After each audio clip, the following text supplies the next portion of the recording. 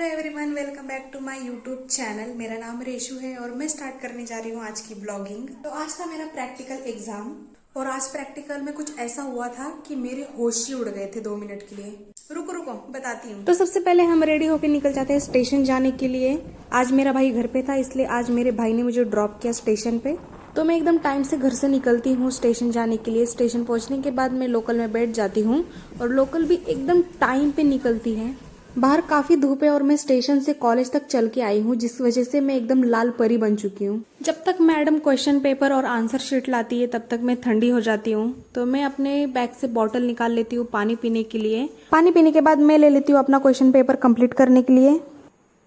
मैं बताती हूँ आपको प्रैक्टिकल का सीन की एग्जैक्टली क्या हुआ था। मैं बैठी थी प्रैक्टिकल पेपर लिखने के लिए और आजू बाजू में सारे टीचर्स बैठे थे अपने इंटरनल के पेपर चेक करने के लिए। तो क्या होना था, एक एचओडी के हेड सर आए और उन्होंने सारे मैडम को चिल्लाया कि जब यहाँ पर स्टूडेंट्स बैठे हैं तो आप सब इन सब के सामने पेपर कैसे चेक कर सकते हो। मैं तो 2 मिनट के लिए डर ही गई थी कि भाई कहीं मेरा फोन देख के तो नहीं बोल रहे कि तुम पेपर में फोन कैसे अलाउड कर सकते हो। बट ठीक है, सर ने हम लोगों को तो कुछ बोला नहीं, बट टीचर लोगों पे तो धमाके जैसे बजे हैं। सर के इस बिहेवियर की वजह से सारे टीचर्स ये रूम से निकल के दूसरे रूम में चले जाते हैं अपने पेपर्स चेक करने के लिए। पर जब सर चिल्ला रहे थे ना तो मेरी जान यहाँ तक आ गई थी। मतलब सर मुझे तो नहीं बोल रहे हैं कि भाई ये सब क्या चल रहा है, इतना लेट एडमिशन क्यों लिया और इतना लेट पेपर क्यों दिया। मुझे लगा यही बोलेंगे, बट वो मुझे नहीं चिल्ला रहे थे, वो टीचर्स को चिल्ला रहे थे। मैंने अपने दोनों प्रैक्टिकल खत्म कर दिए थे लिख के और मेरे पास स्टेशन जाने के लिए अभी भी बहुत टाइम था। तो मैं सोचू अभी मैं क्या ही करूंगी इतने स्टेशन जल्दी जाके। तो मैंने मैडम को बोला कि मुझे जो बचा हुआ पेपर है वो भी दे दो, जो मैं अभी लिख के खत्म कर देती हूँ, फिर मुझे कल आने की जरूरत नहीं पड़ेगी।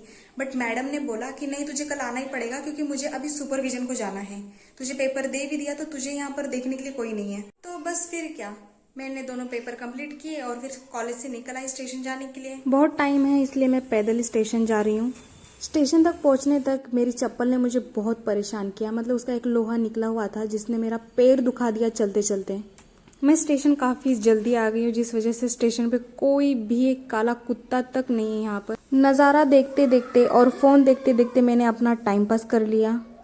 और सुबह से मैंने कुछ नहीं खाया था और मुझे बहुत भूख लग रही थी, बट मुझे घर पे ही सुबह चिल्लाया था कि तू बाहर का बहुत खाती है, इसलिए मैंने आज बाहर का कुछ भी नहीं खाया। और आज लोकल में इतनी फालतू गर्दी थी, मतलब कब एक स्टेशन गुजर गया पता तक नहीं चला।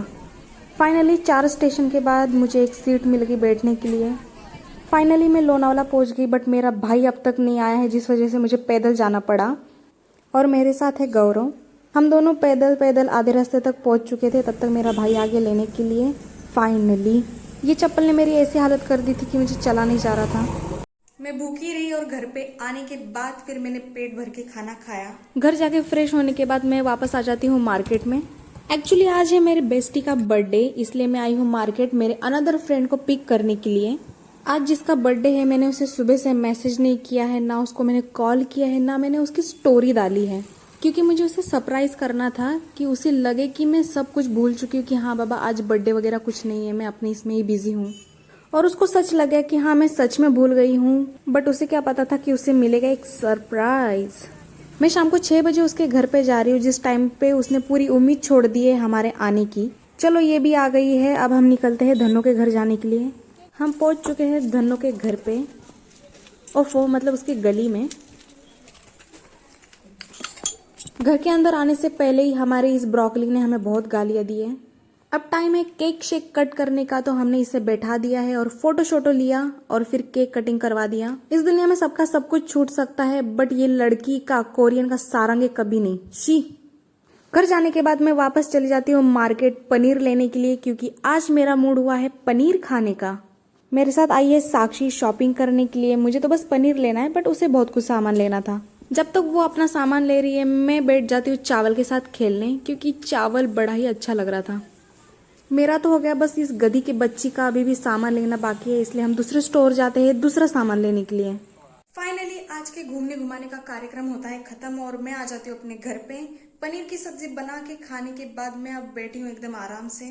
तो आज के ब्लॉग का होता है यहीं पर दी एंड। मिलते हैं कल नए ब्लॉग में नए वीडियो के साथ।